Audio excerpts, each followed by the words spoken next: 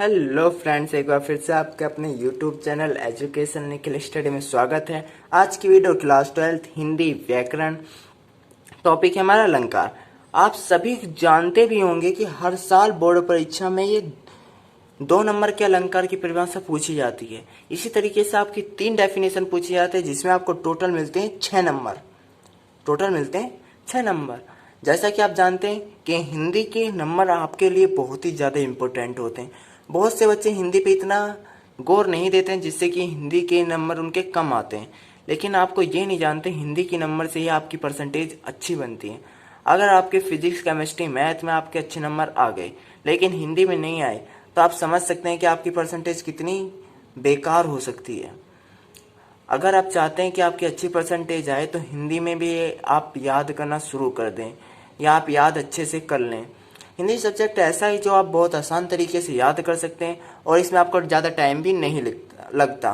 आप 1 से 2 दिन में हिंदी की बुक को पूरी ख़त्म कर सकते हैं, याद कर सकते हैं। लेकिन अगर आपने पहले से याद कर रखा हो तो ठीक है। वेरी वेरी मोस्ट इंपॉर्टेंट है टॉपिक है हमारा अलंकार। उसमें से एक इम्पोर्टेंट टॉपिक है उत्प्रेक्षा अलंकार। जैसा कि पता है बोर्ड परीक्षा में हर साल पूछा जाता है, तो इस साल ये आने की बहुत ज़्यादा संभावना है। उत्प्रेक्षा अलंकार आपको ऑप्शन दिया होगा कि एक उत्प्रेक्षा अलंकार या अथवा करके एक और ऑप्शन दिया होगा। आप चाहे, आपकी मर्जी है, कोई सा भी लिख सकते हैं। लेकिन आप मेरी माने कि अच्छे से याद करें, कोई सा भी आ जाए, क्या पता बोर्ड परीक्षा कहीं से भी उठा के दे दे। तो आपको बस सिर्फ याद करके रखना है, जौन सा भी आए आप लिख देंगे। ज़्यादा बड़ा डेफिनेशन नहीं है, बहुत आसान तरीके से समझाएंगे। 100% आपको यही देखने को मिलेगी। ठीक है, चलिए वीडियो स्टार्ट करते हैं। लेकिन वीडियो स्टार्ट करने से पहले अभी तक आपने चैनल सब्सक्राइब नहीं किया है तो चैनल सब्सक्राइब कर लें। यदि आप हमारे चैनल पर नए हैं तो बेल आइकन को भी दबा लें, जिससे आने वाली वीडियो का नोटिफिकेशन आपके पास पहुंचता रहे। ठीक है, चलिए वीडियो स्टार्ट करते हैं। इसकी डेफिनेशन लिखेंगे, फिर मैं आपको इसका एग्जाम्पल बहुत आसान तरीके से बताऊँगा, जो आप बच्चे को बहुत जल्दी याद हो जाए। ठीक है, जहां उपमेय में उपमान की संभावना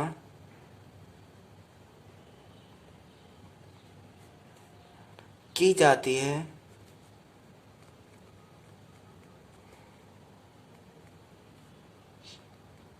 वहां उत्प्रेक्षा अलंकार होता है। उत्प्रेक्षा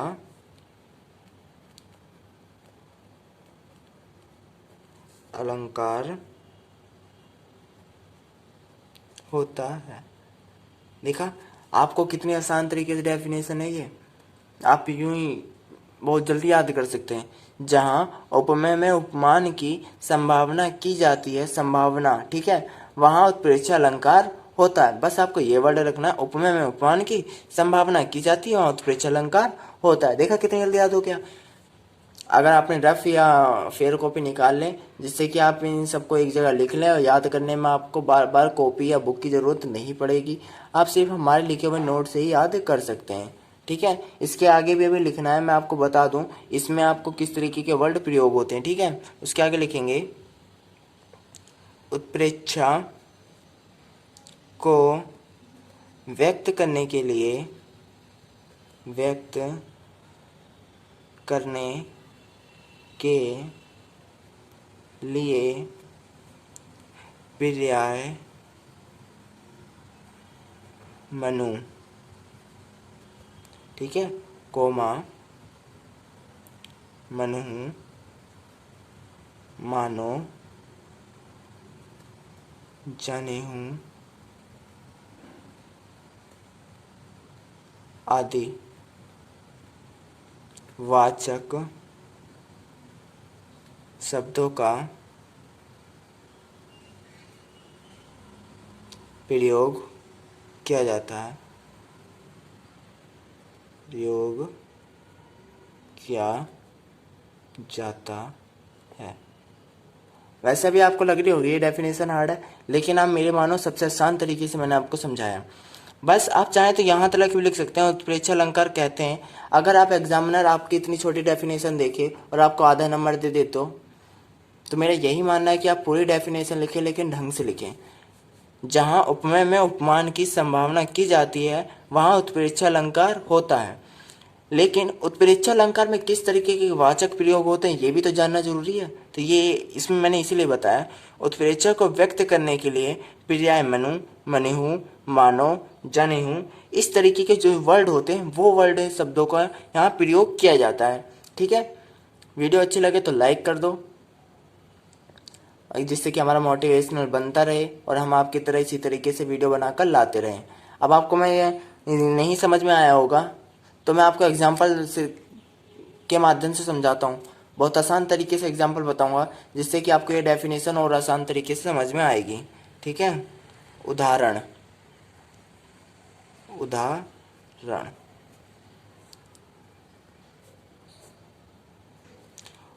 ये देखेंगे बहुत आसान तरीके से। उस वक्त मारे क्रोध के तनु कांपने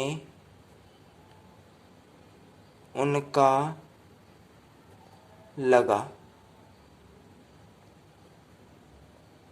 ठीक है, दिख तो रही होगा, उस वक्त मारे क्रोध के तनु कांपने उनका लगा। याद रखना, मैं मुंह से बोल रहा हूँ, अगर समझ में नहीं आ रहा, आपको नहीं दिख रहा, ऐसे तो दिख रहा है लेकिन आपको अगर तब भी प्रॉब्लम है, मुंह से बता दे रहा हूँ।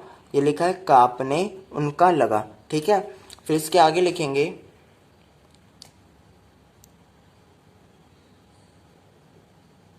मानो हवा के जोर से सोता हुआ सागर जगा। ठीक है, एग्जाम्पल यहीं खत्म हुआ। आप जैसे देख रहे हैं बहुत आसान तरीके से आपको एक कहानी की तरह याद कर सकते हैं। उस वक्त मारे क्रोध के तनु कांपने उनका लगा।